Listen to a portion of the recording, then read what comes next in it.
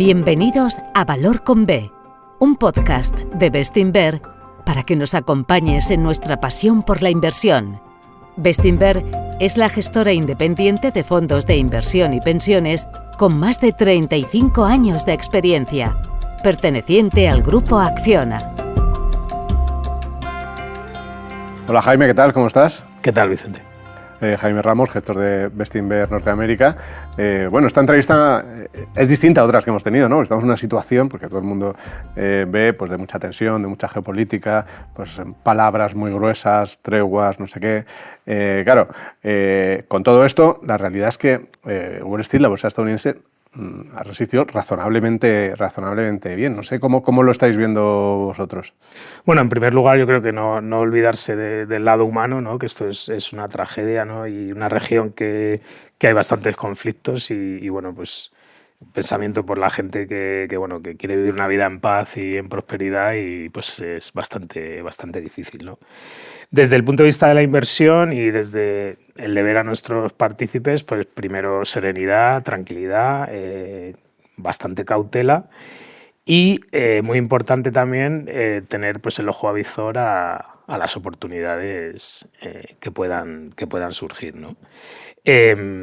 Comentabas que el mercado americano, ¿no? que ha sido un poco más, digamos, resiliente que otros mercados. Bueno, nosotros creemos que es algo normal, ¿no?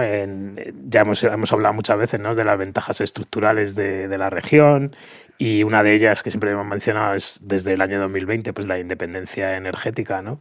Y bueno, pues evidentemente eso ha jugado un papel importante en esa resiliencia, ¿no? Lo que sí que quería comentar, porque me parece un dato curioso, es que aunque la gente, ¿no? Porque mucha gente tiene la percepción que es que no ha pasado nada, ¿no? en la bolsa americana, y yo creo que si uno mira más el detalle sí que ha habido un comportamiento negativo, por llamarlo de alguna manera, y de hecho muy parecido al que pasó en abril lo del famoso Día de la Liberación, ¿no? ¿Y por qué es esto? Porque lo que ha pasado es que los resultados de las empresas han sido bastante mejor de lo esperado. Eso ha hecho que las proyecciones para los resultados del 2026 sean bastante buenas. Entonces, si añadimos el movimiento que ha habido, que no ha sido muy grande negativo, pero algo negativo ha sido, con el movimiento en la valoración, porque evidentemente mayores expectativas, menor valoración, al final es un movimiento de casi un menos 18%, con lo cual, bueno, que simplemente creo que es un dato interesante, ¿no? a tener en cuenta. Uh-huh. Lo que sí ha resistido bastante bien es el dólar, que prácticamente, sobre todo en los primeros días del conflicto, fue lo único que subía, ¿no? Desmontando un poco esa duda que se había generado, incluso particularmente si se está acabando el papel del dólar como activo o refugio. Claro, esto a vosotros en carteras el año pasado os perjudicó, este os ha venido bien. ¿Cómo lo estáis viendo? Bueno, pues nosotros, pues igual que el año pasado. Es decir, nosotros tenemos la misma visión desde que lanzamos Bestinver Norteamérica y es la visión que mantenemos, ¿no? Que la mantenemos en los momentos malos, ¿no? Como el año pasado, y en los momentos un poco pues, menos malos o mejores. Básicamente no creemos oportuno cubrir la divisa. Justamente por periodos como este, a corto plazo ofrece una diversificación a nuestros partícipes y a largo plazo realmente tampoco importa demasiado y sin embargo es carísimo, ¿no? cubrir la divisa. Con lo cual, por esa parte, confirma nuestra visión. Y un poco yendo más en detalle a la reacción que ha habido ahora a corto plazo, pues yo creo que la explicación más importante es evidentemente esa independencia energética. Cuando estamos en una crisis energética, pues evidentemente los precios de la energía son globales, pero en Estados Unidos no va a haber problemas de oferta, ¿no? de que no haya suficiente gasolina, ¿no? Eso pasaría en otros sitios, ¿no? Y a largo plazo, pues como he comentado, ¿no? Las ventajas estructurales yo creo que siguen ahí claramente, y esta narrativa, ¿no? del fin del excepcionalismo americano, todo esto, pues yo creo que bueno, pues la realidad es muy tozuda, ¿no? Y yo creo que ha habido un poco de choque ahí entre narrativa y realidad, ¿no? Y yo creo que muy interesante reflexionar, por ejemplo, el año pasado, ¿no? Con todos estos miedos fiscales, ¿no? de Estados Unidos, pues el déficit fiscal casi un punto mejor de lo esperado, ¿no? el año pasado. La balanza por cuenta corriente, que es uno de los puntos débiles ¿no? de la economía americana, pues sigue siendo negativo, evidentemente, pero se ha reducido más de lo que la gente esperaba, ¿no? Con lo cual, también esa invitación a nuestros partícipes y a todo el mundo pues a tener un poco de pensamiento crítico ante todos estos titulares y narrativa, ¿no? Pues para ver, oye, pero ¿cuál ha sido el dato? ¿Cuál es la realidad, ¿no? Y la realidad, pues, creo que confirma esas ventajas estructurales. Comentabais en la última carta que además el crecimiento económico se mantenía bastante sólido. Es verdad que en las últimas semanas los últimos datos han mostrado cierto enfriamiento, ¿no? Viendo GDP Now, por ejemplo, que es como un indicador adelantado, se veía ese deterioro hacia la zona del 2%. ¿Pensáis que esto es algo temporal o que entramos en una fase de menor crecimiento? Bueno, yo creo que primero, evidentemente, el conflicto añade una variable que la incertidumbre es mayor, ¿no? Con lo cual hay que ser cauto con las predicciones. Antes del conflicto, yo creo que la senda estaba bastante bien marcada, ¿no? Un crecimiento económico bastante sano, unas tendencias inflacionistas a la baja, un mercado laboral que tampoco es que no hay un mayor crecimiento, pero, oye, si vamos a estar en 4% de desempleo para siempre, pues bienvenido sea, ¿no? Y luego, pues, unas expectativas de tipos de interés a la baja, ¿no? Evidentemente, el conflicto que estamos viviendo en Oriente Medio, pues, pone en duda pues esa senda, si quieres, ¿no? O por lo menos en pausa, ¿no? Entonces, evidentemente, no sabemos, cuanto más dure, cuanto mayores sean las consecuencias, pues evidentemente el escenario cambia bastante, ¿no? Y yo creo que ahí una nota importante, ¿no? En la economía americana es que una parte, yo creo, relevante del crecimiento para este año viene dado por las inversiones en inteligencia artificial, ¿no? Que realmente nosotros no vemos ningún cambio ahí, ¿no? Porque los costes energéticos realmente no son importantes para ese desarrollo y los comentarios y, bueno, cualquiera puede ver cuál ha sido el último número de ventas de Anthropic, por ejemplo, que es un crecimiento más que exponencial. Aquí no va a haber ninguna pausa, ¿no? Entonces esa es una parte importante en cuanto a, digamos, si uno quiere construir cuál es la expectativa para la economía americana en los próximos meses, años, ¿no?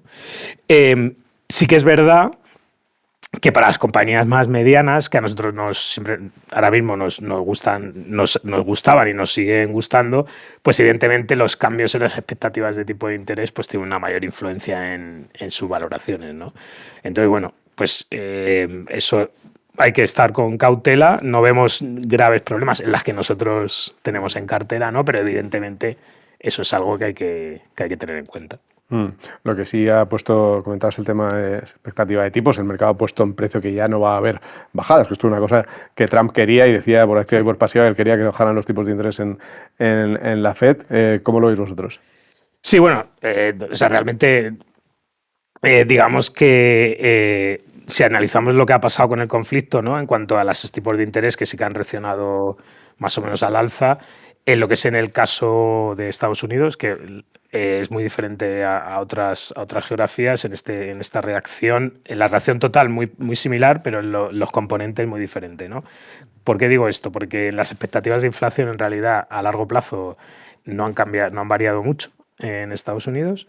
Entonces el movimiento realmente ha venido dado por los tipos reales, ¿no? Entonces ¿qué es lo que empuja a esos tipos reales? Pues seguramente y quizá mayores dudas sobre la fiscalidad, dado el conflicto, los gastos que eso supone, el gasto en defensa y es un año de incentivos, un año de elecciones. Entonces, bueno, nosotros en ese aspecto, realmente en el caso americano, pues pensamos que la administración es bastante clara en cuanto al déficit fiscal. Ya hemos comentado antes que el año pasado fue mejor de lo esperado. El secretario del Tesoro tiene el objetivo de que sea un 3% del PIB a final del mandato, con lo cual, bueno, nosotros claramente confiamos en que eso es parte de la misión del secretario del Tesoro y ha sido bastante vocal, ¿no? Entonces, bueno, yo creo que veremos los tipos de interés. Nosotros, evidentemente, lo que nos dedicamos es a analizar compañías. pero van a ser muy volátiles, evidentemente, dependiendo de la duración de este conflicto. Yo sí lo que querría traer a colación es que el debate es mucho más sano ahora, ¿no? Porque hace muy poco el debate era sobre la independencia de la Fed, ¿no? Y que si el presidente Trump iba a obligar a bajar tipos, etcétera, ¿no? Lo que ha pasado es que el que todavía está por nombrar, pero vamos, el que será el futuro presidente de la Fed, yo creo que no podía ser mejor candidato. Y luego me he visto como las instituciones en Estados Unidos pues han puesto a raya a quien quisiera influenciar en la independencia de la Fed, ¿no? Con lo cual para mí eso es quizá algo a resaltar y como algo bastante positivo, ¿no? Vamos a hablar de compañías y sectores también. Ya sabes que te pregunto habitualmente por la inteligencia artificial, pero es que es muy relevante. Tú lo comentabas antes también, ese impacto que tiene, por ejemplo, en el PIB, ¿no? Hemos visto, en el último trimestre, hemos visto cómo el mercado castiga mucho al que parece que va a ser uno de los perdedores, se está comentando ahora, que son las compañías de software. Sin embargo, por ejemplo, uno de los ganadores, que es Nvidia, no lo ha hecho tampoco muy bien en estas últimas semanas.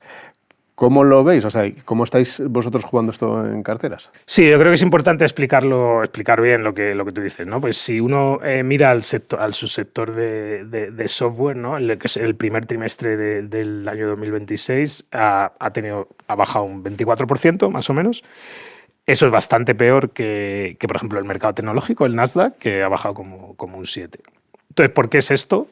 Pues nosotros creemos y además creemos que el mercado tiene bastante razón en las dudas que tiene de este sector. ¿Por qué?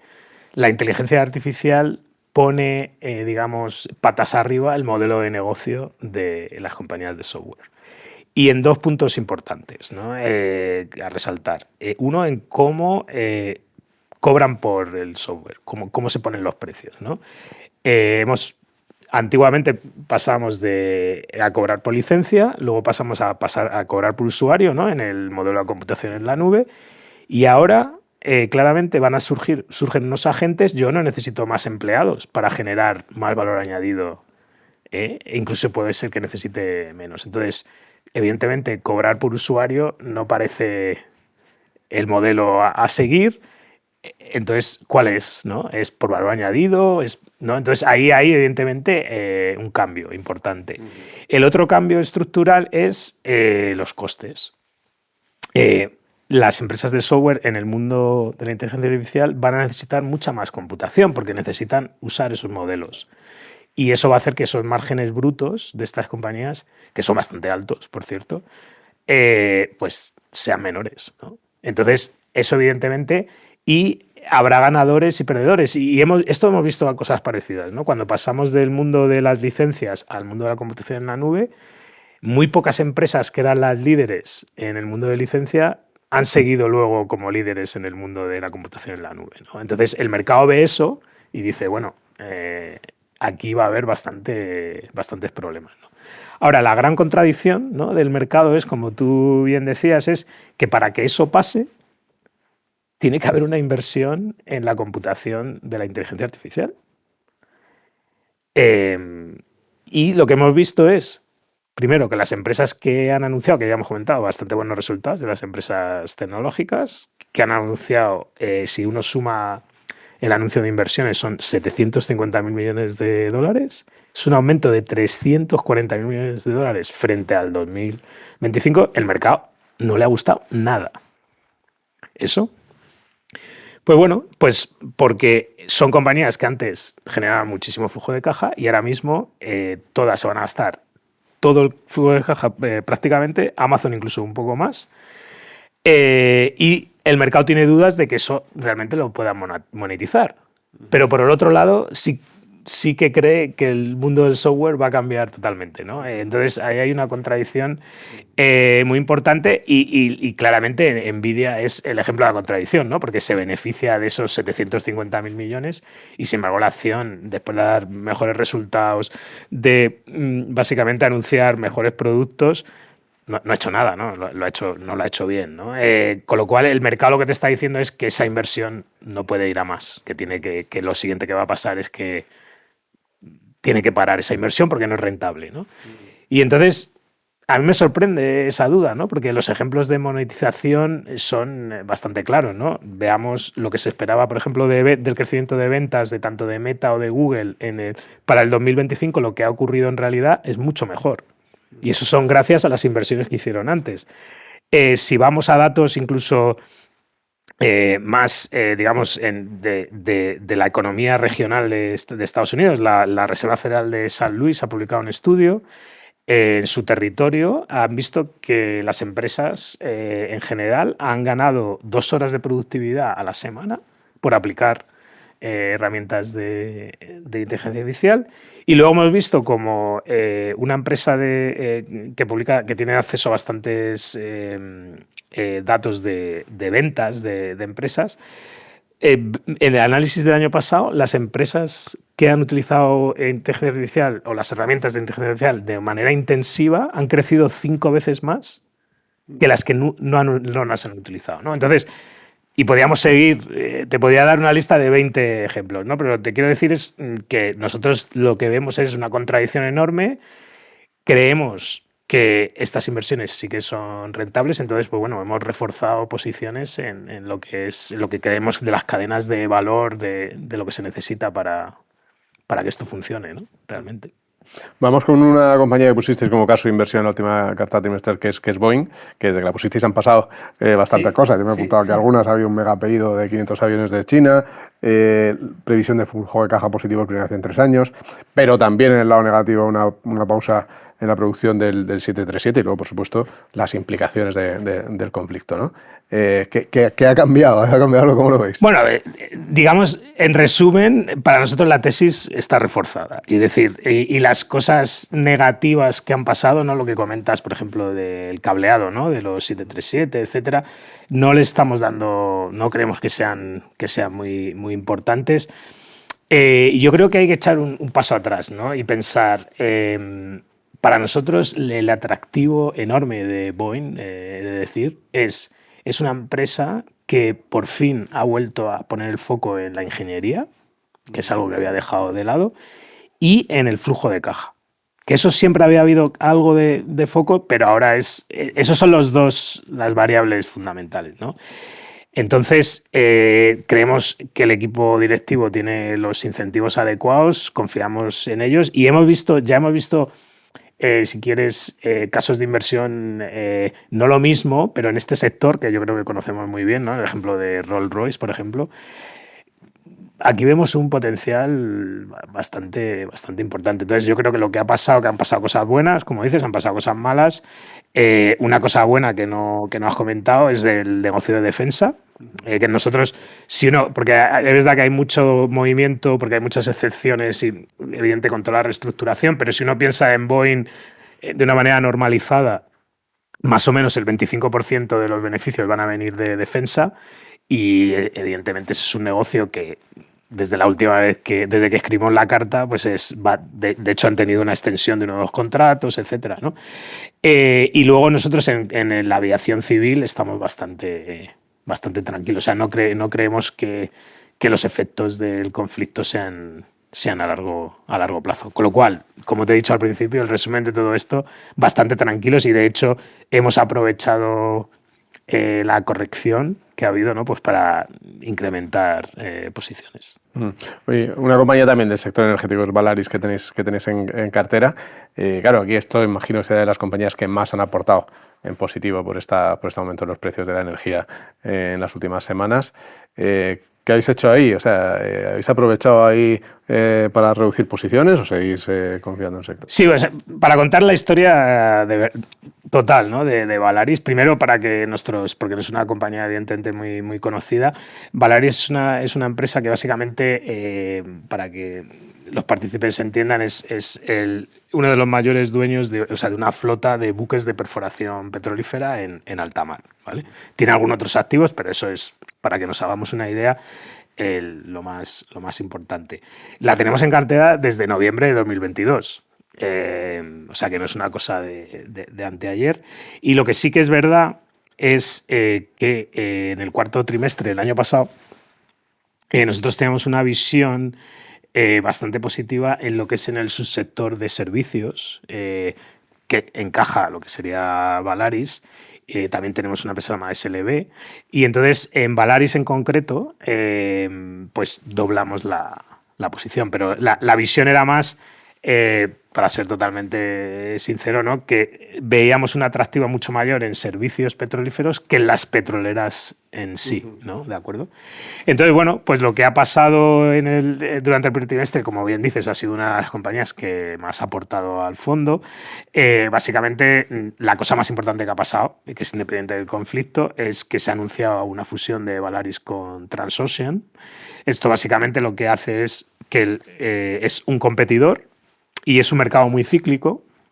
Entonces, pues creemos que la fusión, como lo cree el mercado, ¿no? Muy positiva para el largo plazo, para que el mercado, si quieres, se comporte de una manera más disciplinada, sea menos cíclico y además, sinceramente, tanto con el conflicto como con lo que ha pasado en Venezuela, yo creo que las perspectivas de inversión en servicios, o sea, en petróleo son bastante halagüeñas, ¿no? Porque básicamente, por mucho que arreglemos el estrecho de Hormuz, la gente no se va a olvidar de que eso es una debilidad, evidentemente, de si geográficamente eso está cerrado de repente.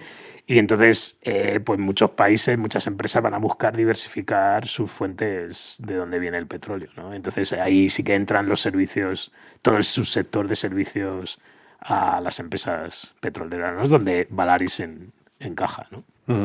Para terminar, y un poco haciéndolo cíclico con el principio de la conversación, ¿no? Esos titulares que vemos, ¿no? De la guerra, esas declaraciones, tal, seguro que a muchos partícipes pues, le generan inquietud, sí, y le llevan a decir, oye, igual ahora aquí tendría que o reducir, o qué hago, o al revés, oye, en este momento a lo mejor justo puede haber oportunidades. ¿Qué mensaje lanzarías ahí al inversor?